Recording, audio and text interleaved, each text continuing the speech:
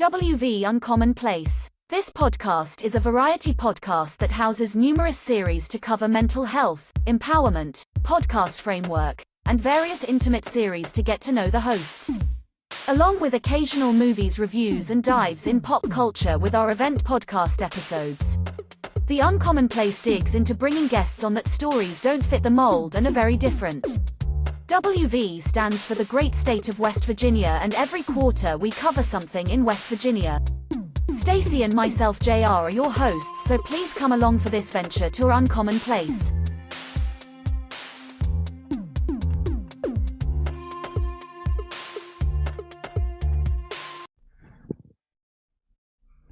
Howdy, everybody. Welcome to West Virginia Uncommon Place. My name is JR Sparrow, a.k.a. the Larry Sabisco of podcasting, a.k.a. the Weasel, as they say, a.k.a. Bobby Brain Heaton out here. Today, I am coming to you with an unfiltered episode. This is one of these episodes that's raw, it's uncut, it's going to be controversial. And tonight, finally, after negotiating contracts and getting things worked out, I finally got Ringold on the show. Please, Ringold, please tell everybody your name, your podcast, and why you're here tonight. Good evening. Again, my name is Ringold, and first off, thank you for having me. It's like long time coming. It took us a minute to get here, but we got here. I'm the host of We Need to Talk 23, and my podcast is, it's a straightforward, freestyle formed podcast. Pretty much the guests that I bring on are just people that I find to be interesting from all walks of life, therapy, pastors, you name it, they're on the show. And so I say freestyle format because I don't write down any questions. We jump on there. I have a topic in mind, and I just let the punches roll however they roll, and we get through the episode. So, you're looking for something new or different to listen to, please come check me out, and don't feel bad if you leave a bad review of the podcast. I take all feedback.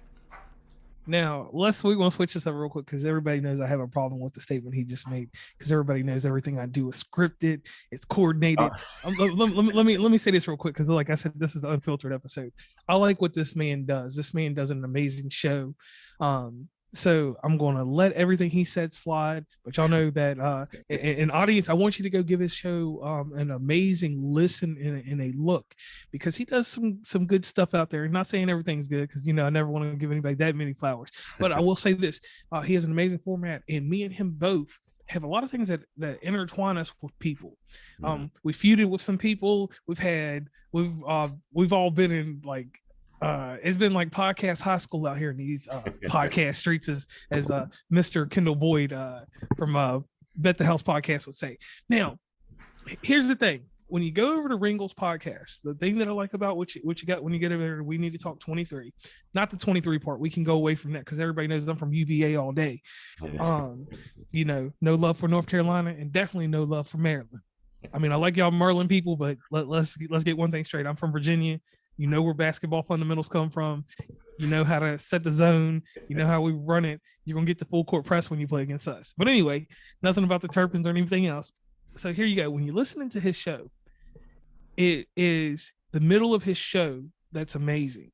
The first and the beginning part are good, but if you listen to once he gets into a tight flow with his questions and how he responds back off of what that person says to him, that's what sets his podcast apart from everyone else. People always ask me, because they consider me some kind of podcast enthusiast or guru, how to make a perfect podcast, how to make a great podcast. The best way to do a podcast is to be authentic, to be a true listener when you're doing question and answer podcasting. And that's what you do good, Ringold. You get in there, you listen. I mean, you come off top at the beginning, all right, but once you get to the middle of it, it's when that thinking cap's on and you're like, I'm about to pump out this iron. We're going to make this stuff good. Snap into a Slim Jim or some Randy Savage type shit. So here we go. Please tell us why you got into podcasting. I got into podcasting actually for therapy.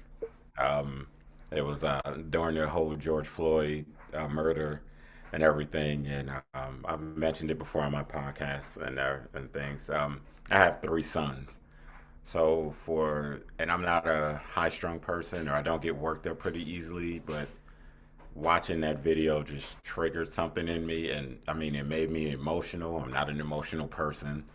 And, I was just trying to figure out how I could get all of this all of these emotions and thoughts off, out of my head pretty much. So what I did was I reached out to a couple of friends that I have throughout the country. I mean, because we were locked in the house essentially. Right. So the easiest way for me to get it out, somebody actually said, you should do a Zoom. So, for the most part, we all know we were doing Zooms all during the lockdown, getting drunk every night. so, so I did the Zoom pretty much just to reach out to my friends and family throughout the country. And one of the people that was on there with me told me I should start recording it and putting them out. So I did that, and if you go back to, I want to say the first 5 episodes or so, you'll see some 2 hour, 2.5 hour episodes, because I didn't know what I was doing and had no intentions on doing a podcast. It's just once I got going, actually, it really made me feel better getting all of that craziness out of my mind and talking to people. And, and from there, it just morphed into what I have now. And along the way, meeting people like you and some of the other people we met doing podcasting actually made me continue to want to get better and actually do this I think it's more than a hobby, but somewhere along the lines of a hobby and like a part-time job. Right. And like I tell everybody, we got to go into something real fast on this. We're going to talk about your first podcast setup in just a minute, because your first podcast setup was something that I always enjoy. So one thing I want to say here, because people have a misconstrued about the podcast. My podcast, people always act like we walk the line between black and white people. One thing I will say here, I don't care about race. Race has no issue with me, but social injustice, that is something that like you said, what happened to George Floyd and what happens across the country to us as a black community, what happens to us going anywhere, and then what happens to everyone else around and how it's examined into what we do. I care about that. So I want to get that out there so people don't always think that, oh, JR is insensitive, oh, he's Uncle Tom or nothing like that. No, it's not even like that. I format this simple way. But it could happen. Huh? I didn't mean to cut you off, but I was gonna say, the crazy thing is, I've heard that about myself before, but I always tell people, I said, I can only speak my truth and my facts, and I always tell people, I said, any bad incidents that I've ever had with a cop and has always been with a black cop, not a white cop. Yeah, and I tell people, I'm very honest about that. So my thing, I've never been one of those people, all white cops are bad, all black. No, I said, just for me, my own personal run-ins and with cops and stuff, all of my bad run-ins have been with black cops and not white cops. Right, and I'll tell you a crazy story. Everybody knows that I'm from Virginia, but I live predominantly in West Virginia for almost, I don't know, since 2006, 2007, whatever. So I'm a native of West Virginia. Mm-hmm. My bad times with cops have only happened with cops when I crossed 68, getting on 70, coming into Maryland, thinking I'm hot flash. They think they see the West Virginia tags and they're like, uh-oh, he's bringing that Walter White, he's bringing that meth. Or when I go back home to Virginia and I'm on Interstate 81 once again, because I got to cut off that to go home, or either cut on that to go up to the top of Maryland. Mm-hmm. When I'm in them vicinities, for some reason, it's us and they want to test me, and I'm like, okay, I don't get this. And the thing is in life, and this is no disrespect to anybody, once you get to middle class, which we all have achieved middle class somewhere, when you get to middle class, the rules change for you, and there's no definitive way for someone to say something about people in the middle class. That is the one reason why I do my podcast, and I'll say this to everybody, is because the middle class, we talk about poverty, we talk about the lower class, and we talk about the upper class, but those people that are stuck in the middle, we don't talk about them. And that's what I try to accomplish with what I do. And you do that too. I've seen that in some of the conversations that I've listened to. I don't read shit. That's why I said this is unfiltered, so we do what we do. And that's an amazing thing there. Now let's get it back to this podcast. What was your first podcast setup? Because me and you talked about your podcast setup when initially we started intertwining and everybody was talking and stuff. For my initial setup, what was the initial setup? I was just sitting on my couch, no ring light, nothing. I mean, because I didn't know what the hell I needed to do. Like I said, it was just, I went out. One of the first things I did, I bought a new laptop. that was it. I didn't know that all of these other things played into it until, like I said, I met up with you all in the first groups that we all got in when I met everybody, and I see people with headphones and microphones, and it was just like, oh shit. And then I think somewhere along the lines, like talking to you behind the scenes, and even like my wife is the one that got me the ring light to Uh-oh. the podcast. She's the one that brought me the microphone. And then, I have this nice bar in my basement. And, you along with somebody else was just like, well, shit, you have that bar behind you, use it. And I was Yeah. like, you know what, let me get my ass up off this couch and and look professional. So, I mean, my original setup, it was dark. I mean, when you go back and look at it, I have a YouTube channel also. But if you look at the early episodes, I had a freaking lamp that I would put close to the screen, trying to brighten it up. I mean, it was just terrible, but it was a learning experience for me, starting there to where I am now.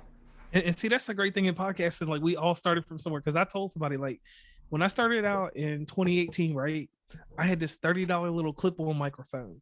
Like it was the microphone you put on your computer when you're trying to dictate something, like if you're doing diction or something Yeah. like that. So I had that, and I had the little scraggly Dollar Tree earphones with the silver piece over top. Hmm. And I used that because I was like, I'm not wasting money on a podcast. I was like that for the longest time. Yeah. And then we know things change, and everybody knows I used to champion the Yeti mic, and from this day forward, no more Yeti mics. Yeti mic is a great mic to start with, and I will tell everybody that if you use it right, you can use it all your career. But when you get like me, you travel too much, you gotta get over to something that doesn't. I don't even like, if we were in person, we wouldn't even be using a computer. I got everything set up on the little device, and we just record. We don't even. You got a mic, some headphones, and nothing else. So I move myself around a little different now. Now, here's the thing. We were in a golden age of middle tier podcasting, because I'm the one that dubs these names and people just keep them and they like them or they hate them or they say something behind my back in these toxic groups and they don't say it to my face because they know that they don't want the smoke. But but the thing here is this: you came up during the golden age of middle tier podcasting. You have survived. You took a little time off. Hmm. You did, and your episodes have gotten a little stagnant because you don't put them out all the time. But the one thing is that you keep coming back. You make sure you stay relevant. You're not, and what we both learned, and I want your opinion on this. One thing that I learned that is the most important is that I got the fuck, excuse my language, but I got the fuck out of all that Instagram stuff. Like, I get on there and I do my thing. Everybody knows that I'm the advertising king. You're gonna see my shit 30 times on your feed before you see something else, unless you mute it. If you follow me, mute that shit sometimes. If you're a friend of mine, mute that shit, because I'm going out there for my fans. I ain't worried about other podcasters. So I say mute it or just hide it. Just when I message you and I say it's time, just know we're about to record. Now, with you, what has been your strategy now using Instagram? Because I see you on there sometime, but you're not on there as much. Well, for me, I've been very clear. I hate social media. I mean, that's just me being honest. Like, I don't know. I always had a love-hate relationship with social media. So now I get in these little lulls, and it's not that I've fallen out of love with podcasting. Because trust and believe me, there's so much great material out there. And if you ever hear this, I'm one of the people, I hate low-hanging fruit. So this is why I don't, jump on every topic that's out there.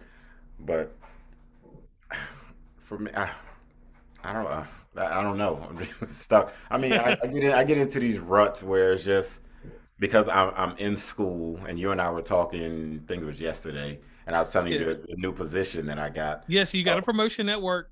Yeah, so it's just, I have so many different things going on, and it's easy to record. You have your phone, you have Zoom, you have all of your iPhone, you have all these things, so it's easy to record. My thing is, by the time I get home, I'm just looking at the phone, and I'm like, do I really feel like, doing this? And then it's just, I get into it. I put out an episode last week, and Right. and I've had the episode for, I want to say, since June, July, maybe August. You, And you, it, you doing some JR shit. That's what they call it, the JR shit right there. and I mean, I have them, and the thing is, I want to get back into it. That's why I'm glad that I was able to do this, because this gets the juices flowing again and everything. Because and like I said, I have tons of episodes that I didn't put out. They're just Right. sitting on my laptop, and I'm like, I'll put it out at some point. But I need to get back out there because I have great content that I want to use. I have a show that I'm working on that I should be recording next week. I'll wait to leak the details about that.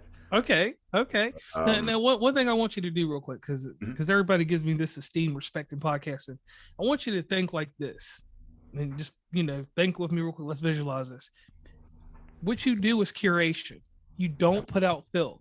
So No. don't beat yourself up because curating, I mean, it's different when you're a Tupac like me and you have so many episodes. Like, my shit now we're stacked up until September next year. Oh And shit. then I got shit on the cutting room floor. I tell everybody I don't joke about it. Every Tuesday I record from 5 to 9. I can Mhm. do 5 episodes. If it's something that's shitty, it goes in the memories museum and goes in the cloud, and I don't see it until I got 2 more episodes that match up to it and it comes out. So what you're doing is amazing. So don't beat yourself up about not putting out all the time. At least you're putting out, because there's some people that just faded. In our Mhm. class, of Yeah. people in this thing, so many podcasts have faded, and then some podcasts have just gone into not being relevant. The Mhm. relevancy just left. With incidents and different things happening, you kind of question.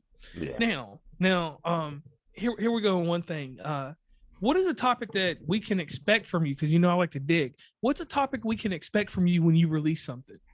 We want a little inside thing for the West Virginia Commonplace audience so they can jump over. What is something that we're going to get that nobody's heard from you thus far? No one's heard from me thus far. Actually, Stop. I didn't want you to answer that question. You're supposed to say unconfirmed. I can't tell you a thing. I mean, the thing is, I'm old school to this point. I walk around with a notebook. I have notebooks at the side of my bed. I have notebooks in my car.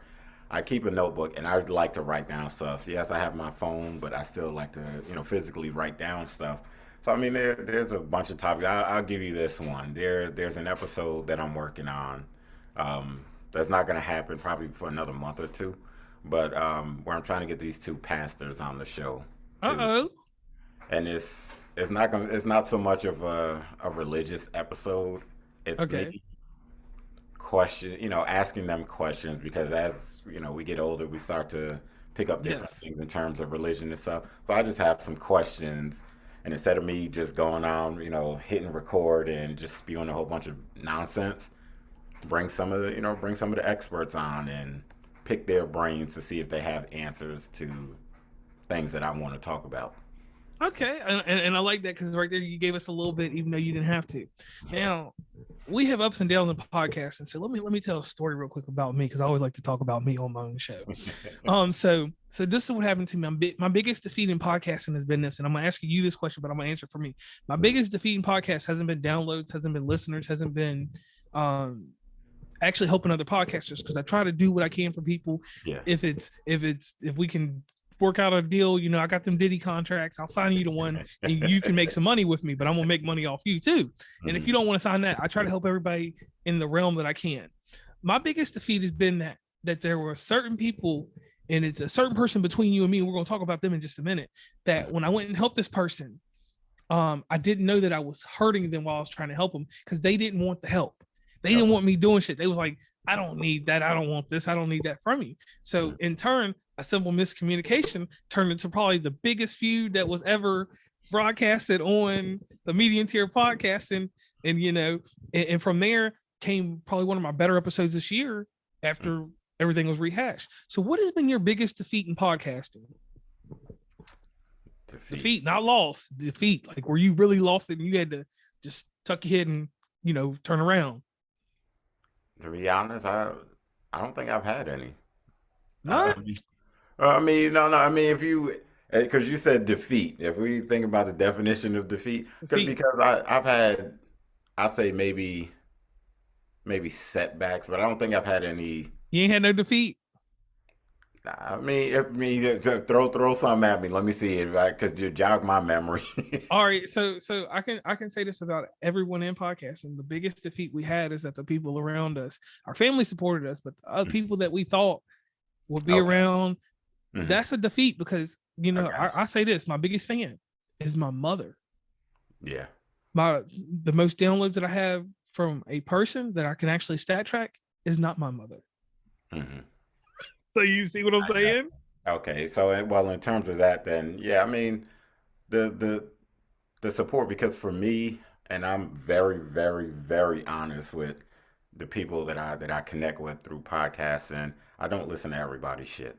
Right. I don't. And and the thing is, I'll support you. I mean, you see, I'll repost on my page, and like I said, I have a love-hate relationship with social media, but I'll repost it, and I don't feel like I get the same in return.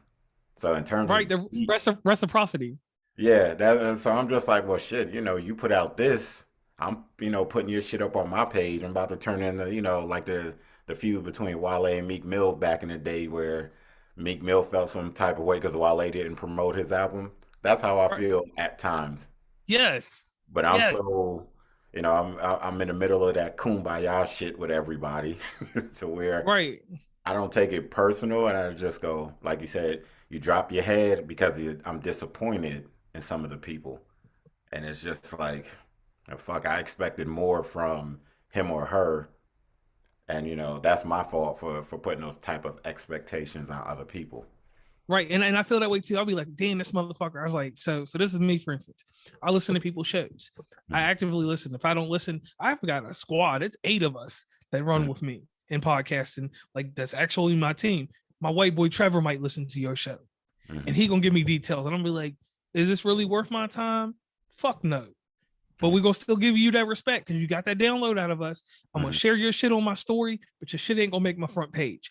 I stopped putting people's stuff on my front page because I was like, why? Nobody does that for me. Nobody shares my shit unless it's something that they want to hear. And I'm one of the only podcasters that'll tell you sometimes them shows that I make are not for you. I'll let you know that from the get-go. I'm like, yo, that Thursday episode, that's tailored to the people that's spending money with me.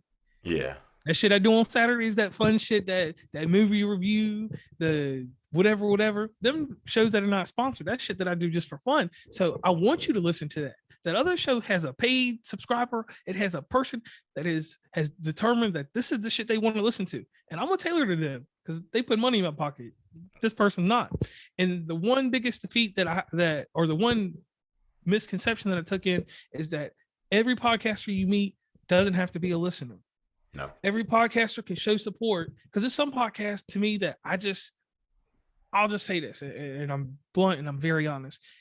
I am territorial. I am from the ACC. If you was from the ACC or the SEC to a certain degree, I don't do too much with Tennessee or nothing. But if you're from the ACC or SEC, I'm gonna listen to your show. If you Mid Atlantic like I am, because I'm the North South and the South North, because Mason Dixon line runs through West Virginia. Yep. I'm gonna listen to your show. If you're a Maryland native or Virginia native, I ain't saying Delaware, no disrespect Delaware, because I do need them downloads. But my thing is, I'm gonna listen to your stuff because I'm gonna be like, yo, this dude, he's got the flair. He's been between Maryland, Virginia, wherever you are. We ain't gonna state where you are, but I'm just saying, if you're in that Mid Atlantic, yeah, I'm gonna give you a better nod than I'm gonna give some dude on the West Coast. I'm gonna relate to the West Coast. No disrespect to Too Much Game. I'm gonna relate to him because he reminds me of Snoop Dogg and some characters that I like in life. And in his realness, that's a whole different thing. His show doesn't have a territory. But some of these people that's in the Midwest and doing shows in Texas, I'm gonna respect your show. Shout out to Deep MCs because I like them. They out of Texas, but they don't sound like they're from Texas. The boys in Ohio, I'm gonna listen to them. If I follow you in Ohio, that's my team. So that right there, I see what you're saying. Like when some people don't show respect and show some reciprocity or show some support. But the one thing that gets me is we do a podcast together. Everybody knows I'm gonna do way better artwork than the next man. I'm gonna take your face and I'm gonna make that shit no limit 1999, right? Uh-huh. all I ever ask is I'll be like, yo, I'm gonna make this. Just show it one time on your page, or put it on your story. Don't put it on your page because stories where we pick people up. That's the quick hustle. Don't nobody pay attention. Don't nobody scroll Instagram unless they're looking for derogatory stuff. So that's where I get them there. So now on to the next thing because I did way too much ranting. And we're trying to keep this show nice and concise. That's a key thing in podcasting. So what has been your biggest encouragement in podcasting? And the reason I'm asking you this is real simple. When biggest encouragement to me is when I see somebody like you leave podcasting for a minute, you go away, we don't see you no more, and then you just pop back up. A podcaster, Jeremy from Life Unplugged, he does it quite a bit. And that's why I said this is unfiltered, because I'm gonna talk about anybody and I don't give a damn what you say. If you want these Pauls, come get them. But the thing is, he disappears and then he comes back, he drops a few episodes, and then he's ghost. But it works for him. It keeps his audience. So you, for instance, you come back and then you dropped an episode and now everybody's hot on you. How do you keep those listeners? That's what I really want to know. How the fuck do you keep them listeners? Believe it or not, I still engage with them just because I don't drop episodes. Like, I'll DM some people, and I do engage, have little conversations about different topics and things because I'm very honest about certain shit, and for my line of work, there's certain shit that I want to talk about that I know if I can toe the line, but if I go too far over the line, it's a whole different conversation. So I mean, engage with people behind the scenes and stuff. We'll have those conversations and different things like that. So then when I do drop an episode, it's okay, cool. He put something out, and they're still, they know that I'm still out there, and they can find, different content, different stuff like that. Because I like having the conversations. You might see me post something in my stories. You might see me post something on TikTok or something, something along those lines. So that's how, I stay engaged with, with the people is talking to them behind the scenes because everybody think that everything you do has to be seen, has to be front street, Right. and all of that. No, I interact with a lot of people behind the scenes, and then some of the people that give me the biggest encouragement to keep going. I could be honest, is like you and Dolomite give me the, 'cause I'll talk to Dolomite, go, man, look, I'm sick of this shit. I want to step away, and then he'll give you some good words like, nah, don't step away. What you putting out there is what people need, to feed certain things in their brain for certain conversations because for what I do is in podcasting, I never took myself as being deep and serious because I even have family members that'll listen to it and go, "Shit, when did you turn into that?"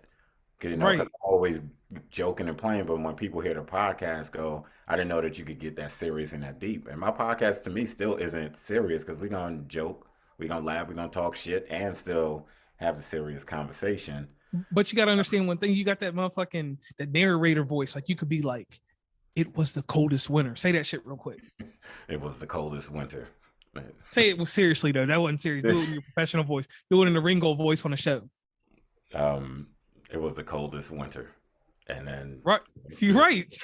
and just rolled into it. And then that's the thing is, but like I said, for you, and there's other people, but for the most part, like I said, you and Dolomite, might pop up out of nowhere and just, send me something, and that might trigger something, or it's just different things that really keep me going because there have been times where, you say, man, fuck this, I'm not making money off of it like I want to. But then again, like I said, this is honestly therapy for me because Right. I'm not a big talker. My wife laughs at me, say, for somebody that doesn't talk a lot, you sure as hell do talk a lot when you podcast.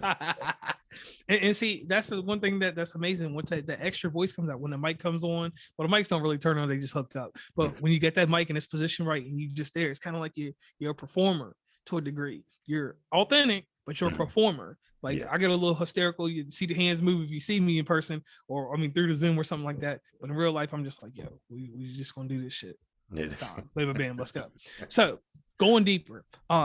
One topic that everybody wants to jump on with us, because me and you both had a mutual situation with Yeah. someone. different tides of different things. One thing I want to say about this is I don't care what goes on in life, but you can move on from issues. You can move on from problems. It takes a gentle man, and I said a gentle man, to own up to when things are not right. Not own up to when they're wrong, but own up when they're not right. So, I'll put a little applaud in here later for this because I do sound effects now because I moved up in the world, so I'm gonna put a little clap. So one thing I want to say here, the topic right now is and some people are going to jump on me about this. Let's talk about Kendall Boyd Smash real fast. At the House podcasting, we both had little issues with him, but at the end of the day, that man owned up to his part. We owned up to our parts, and whatever went on, and we went on and made episodes. Yeah. He became genuinely one of my better podcasting episodes, one of my better well received, and it actually made me feel good because I like to do my show, but my show sometimes is just like a motherfucking tank. It just rolls. but after he came to whatever epiphany or whatever decision he made to become who he is today, or whoever he was at the time when we record these shows, because I never speak on anybody in the present because they could have, I'm not saying put the wool over our eyes or anything, but he genuinely came back and it was a simple apology between all parties. And we all came back to a good place. What are your thoughts on that man today? We don't worry about about the ponytail behind us. Yeah. But what are your thoughts on that man today? The crazy thing was when everything first went down, I still never had an issue because I knew the issue wasn't with me. And the thing is, he's one of the people when all of that craziness was going on, I was still talking to him. We were still communicating behind the scenes. Right. I made it very clear to him, and I told him, I said, anytime you want to talk, you need to talk, whatever the case is, I'll be there. And I just said, just with everything that was going on at the time, I just said, I just can't do it out front. I said, but behind the scenes, I got you. And he knows to this day, I've never put it out there and say, hey, this is what he talked about. He said this. I don't like the messy shit. I'm like, right. I don't care for the drama that works for some people. It doesn't work for me because then it's just like, we got to continue, with the no knock to the wrestling fans. I used to love wrestling. Damn. No, I was just going to say, but it's just like to a certain point, you're going to run out of shit to argue about. Then it's almost like you have to manufacture shit to beef about. And it was just like there was no beef between us, so when when we talk, and like I said, we were still talking behind the scenes. But then when he reached out to me and said, I want you to come on my show and this and that, and I told him, I said, and I was upfront, I said, I don't know if I'm ready to bring you onto my platform as yet. I said, but I'll definitely do yours. And I said, we could talk about you coming on to my platform and we can go from there. So, when he reached out to me, I was just like, hey, that's, that was pretty big of him, even though he and I didn't really have a major issue like maybe like you and him and some other people have. Because everybody laughs at me and say, you're so calm and kumbaya about the shit. And I'm like, it's not, there is no issue really for me. I'm like, that man ain't stopping me from feeding my kids. It's not stopping me from, paying my mortgage and different things like that. So I'm like, no real estate in your mind, basically. Yeah. I mean, now let me spin it real quick. Everybody knows this. I'm a wrestling fan. Mm-hmm. So I'm gonna be 100% honest. The context of what happened between us was real life and serious. Yeah. But I'm the type of person everybody knows. If you get something going with me, it's gonna turn into a feud. Because I'm Bobby the Brain Heenan, I'm the Weasel. So it's gonna run its course, and you're not gonna. I'm a promoter at the end of the day. So we're totally different people, and it's not like in the streets. Like I don't look for drama, nothing like that, because I'm a real quiet, reserved person. But in that instance, our thing built into animosity, and it was a feud, and it just went on, and then it ended, and the way it ended was just like it would on wrestling when Bret Hart and Shawn Michaels made up after all them years. That's what it was, and that's how it was, So at the end of the day with it was stupid because we lost out on amazing episodes. Because like I tell people to this day, when we did Podcast Collides, not Podcast Collides, Podcast Pop-Up, those were my favorite episodes I ever did. Because it was everybody just coming out of nowhere. I barely even knew we had you on the episode. You did an episode with me and Kenfluence, and I don't know where Kenfluence is in life now, and I don't know where he is, but hopefully he comes back to podcasting, or if he might be in outer space. You never know. But but the good thing there is that we had a thing going at that time. Everybody was like, it was actually last December. Last December was the most fruitful time for me in podcasting with podcasters. And then, like you and I were question and answer podcasts, I had to go back to what I was. I realized that I'm a personality, but I can't be that type of personality. So that's where I decided to come back in. And with the wealth of having all those episodes, I don't have to entertain anything in it. And if someone wants to do a show, we do it. Or if you do a show with me and I schedule you, I'm going to reschedule you 2 times to make sure you're going to do the show. I'm not going to do it exactly when we said it, because this was set up in August. This show was set up in August. And because I freaking scuffed my Reeboks. Shout out to Reebok, Asics, Saucony's out there in the world. If you're not rocking them, you need to rock them. Hopefully Reebok y'all sponsors. Any brand I didn't mention, we don't wear. Yeah. And that's not a knock to anybody. That's just how I've always been. Checks don't excite me, and stripes don't move me. But anyway, that's a whole nother thing for another topic, another day. I just had to throw that in there. And anyway, so just inside all that stuff ended, and then you came back. You had a interview. Where was the guy from? He was from New York. It was a sports interview you had. The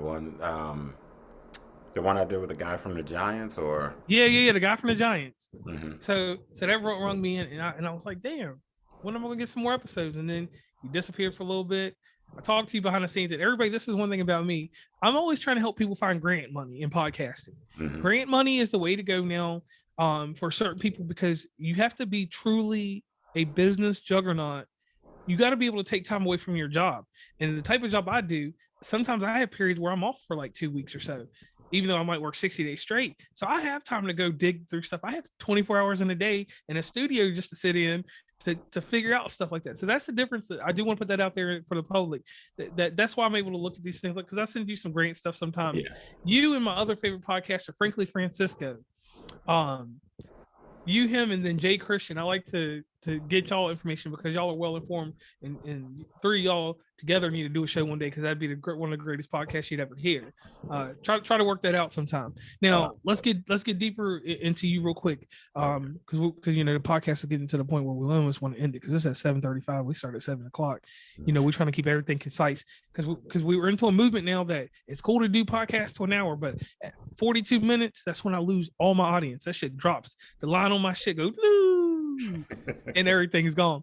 So Ringold, sell me on your podcast right now. If you were going to give me an elevator pitch you wanted to sign to West Virginia Commonplace, a Diddy contract, give me the pitch for your podcast right now. What separates your podcast, what makes your podcast elaborate, and what makes it the best thing that comes out of your area? I would say the thing that separates me from everybody else, honestly, is the no filter, nonsense. I know a lot of people say, oh, well, my show is the best because of this. I'm not going to say my show is the best, because my show isn't going to, fit or tailor. It's going to be tailored for everybody. So I know my show is, I put a lot of my own shit out there. I mean, I've done episodes with my wife where I talked about, my fuck ups and, our marriage and different things like that. And I'm very honest about it. And she's there to pat me on the back, or smack me in the back of the head and say, oh, don't say that shit. So, I mean, I'm very, very authentic, and what you see is what you get. If, we're going to have an episode where, like I said, I cover, I hate to say everything, but I cover a lot of different topics that a lot of people may not touch on, or I bring a certain point of view where at the end of it, people will go, you know what, I didn't think about it like that. Okay. So just my realism and the different things that I don't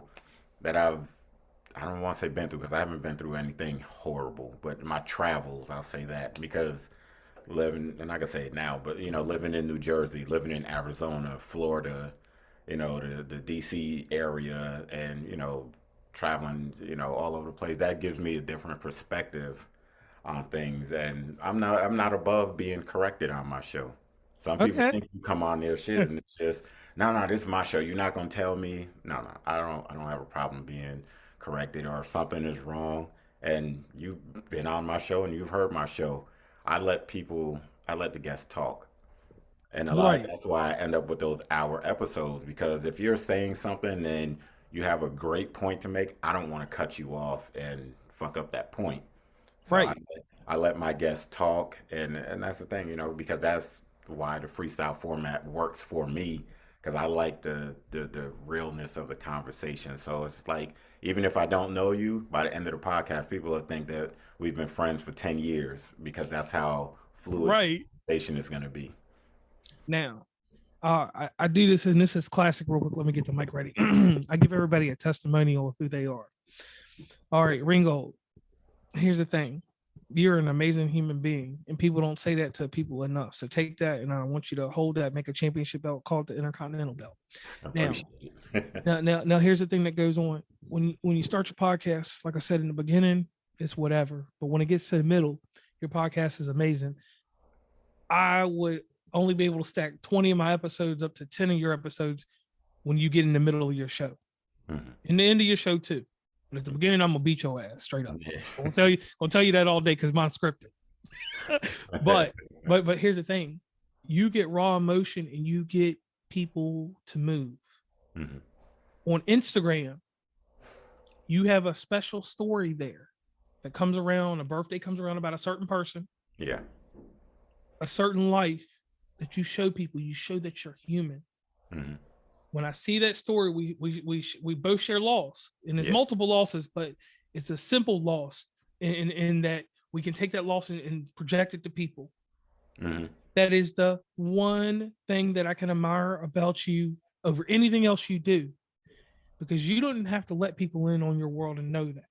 Yeah. And when you do that, it makes me feel better when I put something out to help somebody. When you do what you do, and when you put that praise out there, Mm-hmm. that right there, that's what moves me. That's what motivates me. I don't tell people what motivates me, what moves me, but that's the stuff that makes me get a little bit more spiritual, makes me get a little bit more inside, makes me make that extra trip that I normally wouldn't take up there on that hill to go see that lady. Mm-hmm. But I'll go because of what you do. So I want to tell it. So I want to tell you thank you for that, because it's hard. It don't matter how many years go by, don't matter how much time stretches, that hurt don't heal the way people think it does. It just gets a freaking callus, and we go on from it. We mold it a little different.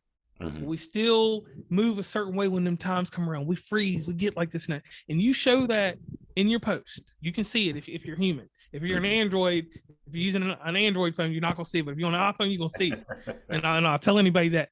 And from that point on, that shows genuine, and we're not talking about downloads or marketing. That shows the human expression. And that is what's so hard in podcasting to do, because you have so many people that put facades out here, and you don't put no facade out here. You just Ringold. I ain't gonna use your first name. You just Ringold. And that's like being Ringo Starr to a degree. It's a certain level. You like a Beatle sometimes. Let's just put it there. I'm Paul McCartney, and you can be Ringo Starr. All right. So and nobody wants to be John Lennon, because it's a story on that. We won't go there right now. But what you do in podcasting, you help people. Even though somebody doesn't always show you your don't give you your flowers, just notice people notice. And me, even though people try to treat me like I'm some kind of enthusiast or guru, we talk about you. You get talked about in circles about what you do and the quality of your episodes. I can actually say that I can go listen to your show and enjoy it. I told you the points of when your show gets good, and I told you the points when your show gets bad. I'm not gonna sit there and lie to you. At the beginning of the show, I'll be questioning. I'll be like, damn, he should just come to me and let me write the beginning of it, and he just do the middle sometime. But once that show gets on fire, it gets on fire. Yeah. And that's honest and genuine, and that's what we need in podcasting. That's the course that we need to give in podcasting. And I'm not talking about a course that I sell online to people on Saturdays on Zoom or whatever. I'm not talking about that. I'm talking about in life. A podcaster, someone that wants to be a podcaster, should talk to you, move with you, and understand what you do and your abilities inside podcasting. So I want you to keep that with you. That's my testimony for you tonight, is that you are a podcaster. Don't doubt yourself. Don't discredit yourself. Know that there ain't nobody like you. I mean, I could copy you. I got them Diddy contracts. I can make somebody look like you, because I can get somebody get that beard, and they can put some gray and do some different stuff with it. And I can make them dye their eyebrows gray and make them look a little older, but it ain't going to be you. Yeah.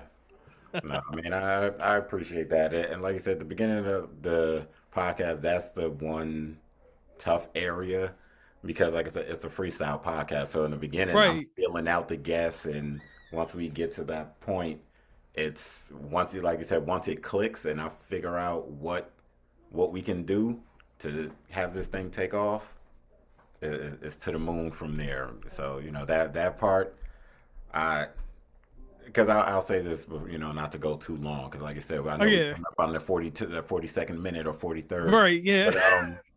But the crazy thing is, like I say, I see people, I see stories, and I see a guest, like, they may be interesting. So I may have a backstory, but I don't ask them to send me their bio prior to recording, because I want to learn about them as we're recording. And to me, that helps drive the conversation where it needs to go. And I approve of that. I ain't gonna say I like it, but I approve of that. That's how you get it done.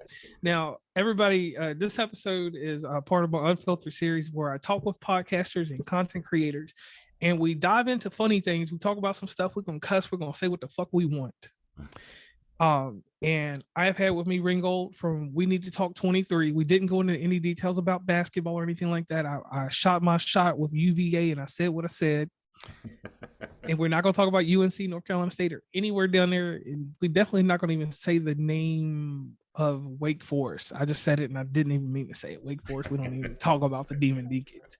On that note, you can check out his show. Periodically they come out. I'm not going to give you a rotation on what the days they come out because his show comes out at will. So in the liner notes of this show, which are the show notes, Ringold will be providing me with a ton of information to put in those show notes, because that's the second part of podcasting that we don't talk about. We have people that read podcasts. This episode will actually be transcribed. So when this episode comes out, if you go over to my end, and this is that SEO shit I drive on people, you hit over to www.wvuncommonplace.com. I will send you a transcript of this episode if you decide you don't want to listen to it. You can read it, but you still needed to give me that download, and you need to hit over to Ringold's and listen to his. He don't want you to do the transcript. He wants you to listen to the goddamn episode and enjoy it. And he didn't say goddamn, I said that. I'm a God-fearing man, so God, don't take me away tonight. And if something does happen, this show will be posthumously released on We Need to Talk 23 with a remix with Diddy on the top of it saying my eulogy. But on that note, Ringold and I are signing off. Ringold, please, in this episode, give us the outro on this. I need you to tell people where they can meet you and give them a lasting impression and a message that's going to make this episode give me some downloads. All right. So you can find me on Instagram, TikTok. We Need to Talk 23. And just to clear the air, the 23 has nothing to do with MJ. 23rd is my birthday. Okay. So it's nothing to do with Michael Jordan at all. But yeah, you can find me on Instagram, TikTok are the two main places where you can find me. You can email me, we need to talk 23pod@gmail.com. Like I said, if you want to be a guest on the show, if you have a show idea, you have a critique for me, DM me. I told you I welcome the critiques. The only way I can get better. And hey, show ideas, all that good stuff. That's the best way to find me. And I do have a little bit of everything for you all to check out. You go back to the early episodes, and I would say one of my favorite early episodes. Check out the episode I did with Brutality Films. Okay. Very, very good episode that I did. So, I mean, check it out. Let me know what you think. You want to be a guest on the show? DM me. I'm very easy to find. All right. And I'm JR from West Virginia Uncommonplace, and we are done. Please follow WV Uncommonplace on Instagram, Tumblr, Twitter, TikTok, where we have some great content, Facebook, LinkedIn. Hit up the merch store at oncommonplace.square.site. Join the email list from the website, and rate, subscribe, and give feedback from your favorite podcatcher. And lastly, thanks for listening, and tune into the next episode.